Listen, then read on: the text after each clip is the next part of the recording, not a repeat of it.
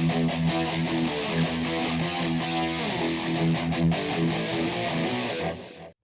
guys, Roman Reaper here. So, 2023 is almost over, so figured I'd get in one last little movie review for you. So, I just got done watching Leave the World Behind on Netflix. And look, this is kind of an interesting one. Obviously, there's been a lot of talk about this, a lot of buzz, and obviously this is, charted in the top 10 at Netflix for the last few weeks. So, obviously I was kind of curious to check it out for myself. Especially with some big star names in its cast, including Julia Roberts, Ethan Hawke, Mahershala Ali, and Kevin Bacon. Figured with talent like that involved, it might at least be somewhat worth a watch. So I figured I'd check it out for myself, see what all the fuss is about, see what I think of it. But is it actually any good? Well, let's find out. So in the film, we meet Amanda and Clay, a couple living in New York with their two kids, Archie and Rose. One day, the family decides to pack up all their worries and head for a quick little holiday to a house near the beach, which is far enough away from society, but also still near enough to conveniences such as grocery shop, and of course, has Wi Fi. However, when they get there, things turn really strange when an oil tanker washes up on the beach and a blackout happens, causing all electronic devices to go down. And things only begin to get stranger when a man claiming to be the owner of the house they're staying at mysteriously turns up. And from there, things go from bad to even worse. So, yeah, look, this is based on a book. Uh, so I think it said so in the opening credits, which I've not read. But I'm kind of curious too, actually, because I'm be honest, I really enjoyed this. It's a film that is very much a slow burn. I have to point that out right away. This is like, this isn't like a fast paced, like thrill ride of a film or anything, but it's a slow burn, and it did a really good job of like hooking me in. Like I should sort of feel myself edging closer and closer. It's a film that sort of keeps you on edge throughout, feeding you little breadcrumbs of its mystery, and also, building and building and building the stakes throughout. It's incredibly compelling and very well told over 5 parts. Yeah, it's one of those kind of films where it splits itself up into chapters over its 3 acts. But even with the chaptered structure and the 2 hour 20-minute runtime, it never felt overly long. Like I felt the run. I never really felt like it was dragging itself out or anything. It felt perfectly paced enough, slow enough, but also sort of ratcheting up the tension enough throughout that I was never bored. I was consistently really engaged, especially since this set up a sort of very like kind of contained setting with mysterious catastrophic events unfolding. It's a really clever way of obviously testing the characters moral standings and their sort of operating process, and allowing them to really grow as characters, and and learn a thing or two by the end of the running time. Obviously we've got the central family who they all have their sort of like viewpoints. Amanda is very distrusting of people, in contrast with her husband Clay, and they've got their daughter Rose, who just wants to watch the Friends finale because it'll make her happy and amongst all the horrors around her. And we've also got George, the mysterious man who turns up unannounced, who who regularly goes from "Can I trust him?" to "Oh, I really don't trust him." It's very compelling stuff, and the performances sell it wonderfully. Obviously, Julia Roberts does a great job as Amanda. She very much, selling the her distrustful nature and how that's pushed and pushed to its limits.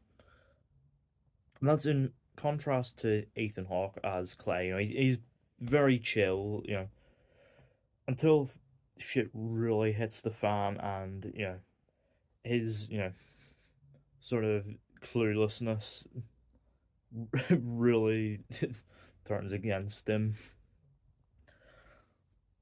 It's a great performance. And you've also got Mahershala Ali, who's great in everything, and he has this perfect like sense of cool about him, where he can easily within the same scene go from someone you can trust to someone I'm not quite sure. I think there's something going on here with him. The performances are great. I mean, even like the younger actors who play the kids actually do a surprisingly good job. And I also enjoyed Kevin Bacon's small role as a neighbor called Danny, who's stockpiling for the inevitable, and is very much of the belief of looking out for number one. Yeah, he's pretty good in the limited screen time he has. So yeah, with these performances and the tense writing, yeah, I was incredibly engaged in it all. I felt invested in it.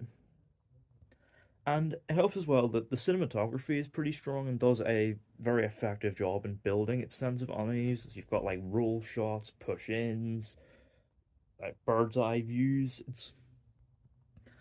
It's all like does effective job of visually communicating a real sense of unease and tension, especially around the fact that we we are as much in the know about what's happening as the characters themselves. And there's some very interesting little visual reflections of that as well. A recurring thing being deer, and that is paid off in kind of an interesting way towards the end. And there's even things like flamingos in the pool that, yeah, the sort of surreal, weird imagery of the horrors going on is very effective. You've got like your unmanned Teslas blocking up the roads. It's yeah, the film does a great job of visually building tone.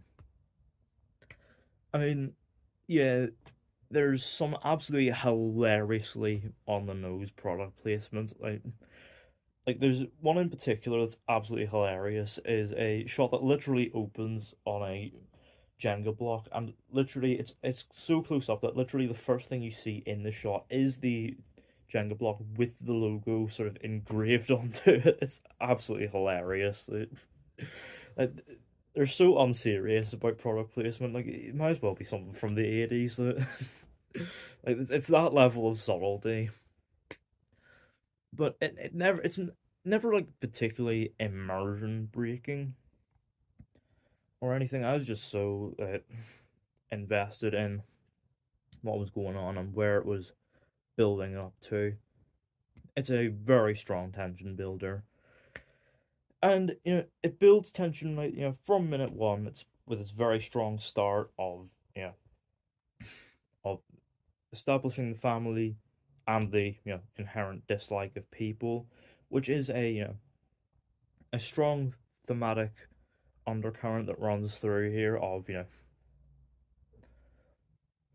of how far humanity is willing to go in its distrustful nature towards each other, but also the consequences of that division, that hatred, where it can lead.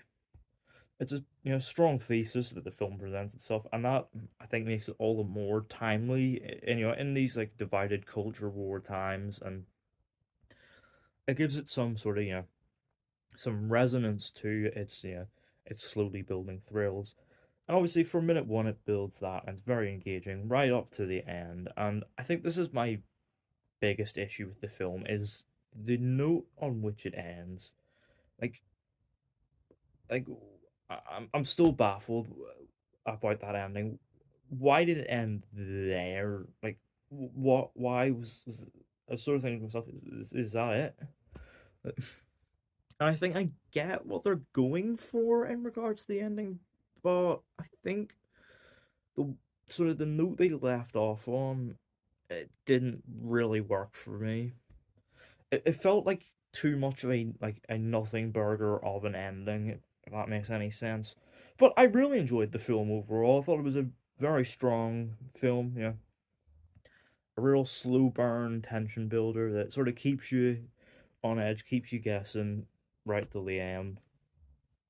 And yeah, overall, Leave the World Behind, I'm going to give it an 8 out of 10. I very much enjoyed it. I know a lot of people aren't. It's a very divisive film, but yeah, I myself, I really liked it. I was very impressed with it, which by Netflix standards, that's something. So yeah, let me know down in the comments, have you seen the film? What did you think of it? What did you make of the ending? And have you read the book? Is the ending any better there?